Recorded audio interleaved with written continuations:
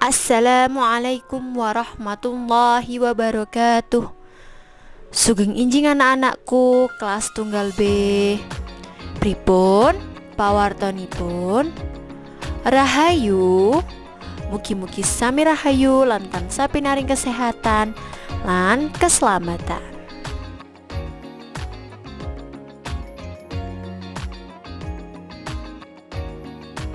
Pelajaran hari ini kita mulai. Jangan lupa untuk klik tombol subscribe, like, dan komen. Hari ini anak-anak kita akan membahas tema 1D keluargaku, subtema 3 keluarga besarku.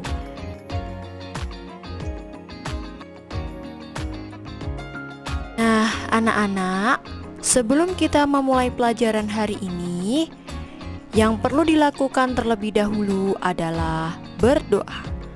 Mari kita berdoa bersama-sama. Sikap berdoa, tangan diangkat, kepala ditundukkan. Bismillahirrahmanirrahim. Allahumma ftah alaina hikmatak wansyur alaina min khazaini rahmatik ya arhamar rahimin. Amin. Alhamdulillahirabbil alamin. Anak-anak, coba diperhatikan gambar berikut ini. Baik, kita baca teks ini bersama-sama. Keluarga besarku. Apa itu keluarga besar? Dan siapa saja yang termasuk keluarga besar? Keluarga besar terdiri dari kakek, nenek, ayah, ibu, adik, kakak, paman, bibi, sepupu, dan seluruh anggota lainnya. Jadi setiap anak-anak pasti mempunyai anggota keluarga besar, bukan? Jadi keluarga besar itu terdiri dari beberapa keluarga yang satu garis lurus dengan nenek dan kakek kita yang masih satu darah atau saudara dari ayah dan ibu kita. Itu disebut dengan keluarga besar. Nggih.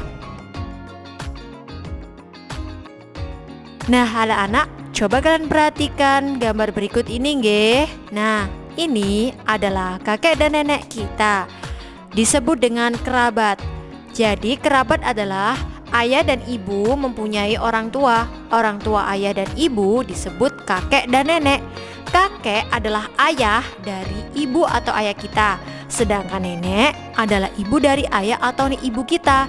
Saudara dari ayah dan ibu kita disebut dengan kerabat, seperti paman, bibi, pak de, bude, pak le, nggih, itu disebut dengan kerabat kita. Kalau kakek dan nenek itu adalah sebutan untuk orang tua dari ayah dan ibu kita. Nah, ini yang disebut dengan kakek dan ini yang disebut dengan nenek.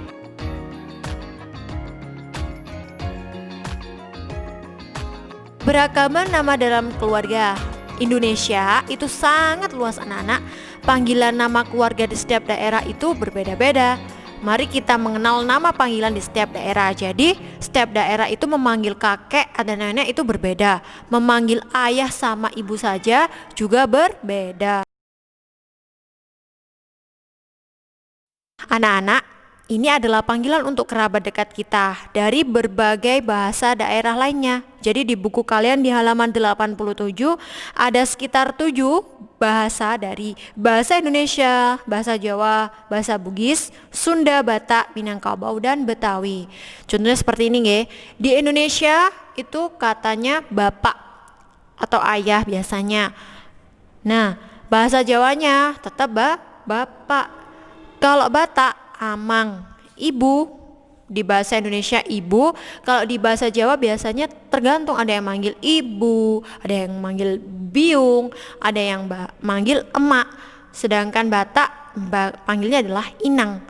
Kalau Indonesia, bahasa Indonesianya kakek, itu di Jawa biasanya menyebutnya mbah kakung, eyang kakung, nggih. Biasanya seperti itu. Kalau di Batak namanya opung. Nah, kalau nenek, bahasa Indonesia nenek, bahasa Jawanya bisa eyang putri, mbak putri, lalu bahasa Bataknya yaitu ompung. Kalau bahasa Indonesianya paman, itu dipanggil bahasa Jawanya Pak Le. Pak Le atau Bapak Cilik. Pak D berarti Bapak Gede. Kalau bahasa Bataknya apa Ustazah Paman? Tulang, bukan tulang itu nggih, bukan tulang dari badan, tetapi panggilan untuk paman di daerah Batak adalah tulang. Lalu bibi, bahasa Indonesianya bibi atau biasanya tante kalau manggilnya. Kalau bahasa Jawanya itu bule. Bule itu adiknya orang tua kita, adiknya ayah ataupun ibu, namanya bule. Bule itu ada artinya adalah ibu cilik. Kalau bude itu ibu gede atau biasanya adalah kakak dari orang tua kita. Biasanya dipanggil bude. Nah, kalau Batak, panggilannya adalah natulang, nggih. Jadi ini adalah beberapa nama panggilan untuk kerabat kita, kerabat dekat dari berbagai daerah. Kalian bisa menghafalkan di halaman 87 lebih lengkap nggih. Di tema 1D keluargaku, subtema 3 yaitu keluarga besarku. Coba diperhatikan gambar berikut ini nggih. Ini adalah gerakan melompat. Nah, bagaimana langkah-langkah dalam gerakan melompat? Ini gerakan melompat satu arah nggih. Berarti termasuk gerakan lokomotorik. Nah, lokomotorik nggih. Cara pertama langkah melompat satu arah. Yang pertama yaitu posisi kaki lurus setiap melompat. Yang kedua, angkat tinggi kedua kaki. Yang ketiga, arahkan kaki melompat ke depan. Yang keempat, saat melompat tekuk kaki, luruskan kaki saat mendarat. Posisi tangan tetap di depan untuk menjaga keseimbangan. Nah, anak-anak ternyata melompat itu ada di berbagai olahraga lainnya. Contohnya apa kalau menggunakan tali? Ya, benar sekali. Adalah lompat tali atau menggunakan lompat karet yang biasanya bisa dilakukan sendiri-sendiri juga bisa atau berkelompok dengan teman-teman. Lalu bermain lompat tali itu nggih. Nah, itu adalah contoh dari gerakan melompat.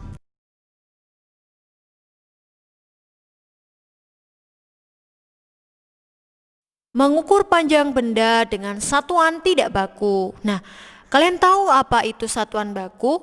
Satuan baku itu seperti sentimeter, milimeter, kilometer, itu adalah satuan baku. Satuan yang sudah ditetapkan atau semua orang tahu. Kalau jarak rumah kita ke sekolah itu 1 kilometer. Nah, itu disebut satuan baku, satuan yang sudah ditetapkan oleh internasional.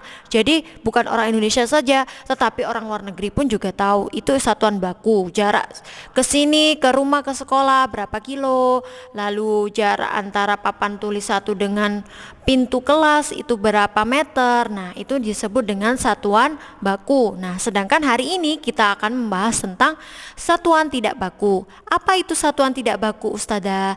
Satuan tidak baku adalah satuan yang bisa diukur menggunakan ini, contohnya ada 3, depa, jengkal, dan hasta. Nah, si anak laki-laki namanya depa. Depa itu adalah mengukur panjang suatu benda menggunakan kedua ujung tangan. Jadi tangannya dilebarkan kedua-duanya, itu namanya 1 depa. Lalu jengkal. Jengkal itu adalah ukuran dari jari kelingking sampai ibu jari, itu namanya 1 jengka. Dan setiap jengka anak itu juga berbeda, 1 depa anak itu juga berbeda. Nah, yang terakhir adalah hasta. 1 hasta itu adalah ukuran siku sampai ujung jari tengah, itu namanya 1 hasta. Nggih. Hasta itu dari kata tulang ya, ada tulang hasta. Nah, makanya dikatakan dengan 1 hasta. Nah, kita akan mengukur menggunakan 1 depa, 1 jengkal, dan 1 hasta.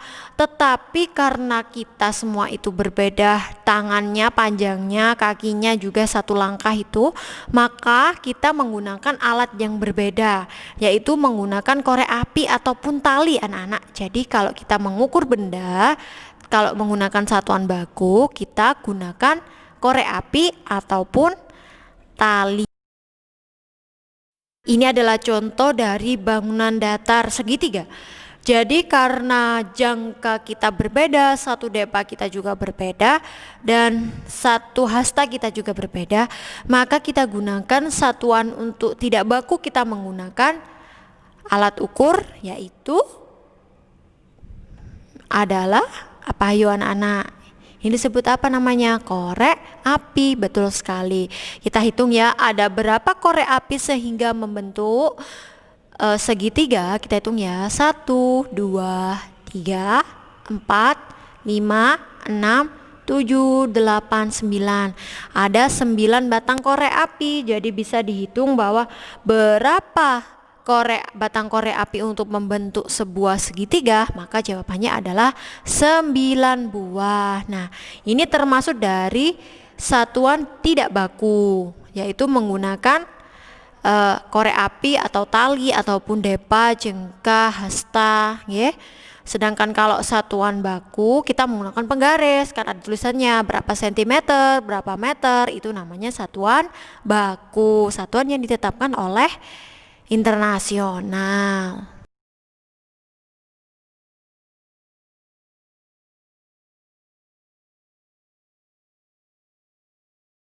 Bahan membuat gambar ekspresi. Nah, anak-anak, kita kan disuruh untuk menggambar ekspresi. Gambar ekspresi itu gimana sih Ustazah? Gambar ekspresi itu gambar wajah orang bahagia, sedih, senang, kecewa, itu namanya gambar ekspresi. Ya. Jadi alat bahan-bahannya itu apa saja? Pasti kalau menggambar kita membutuhkan apa? Betul sekali, buku gambar. Lalu kita membutuhkan alatnya untuk menggambar, yaitu seperti krayon, pensil warna, dan cat air. Nggih, betul sekali.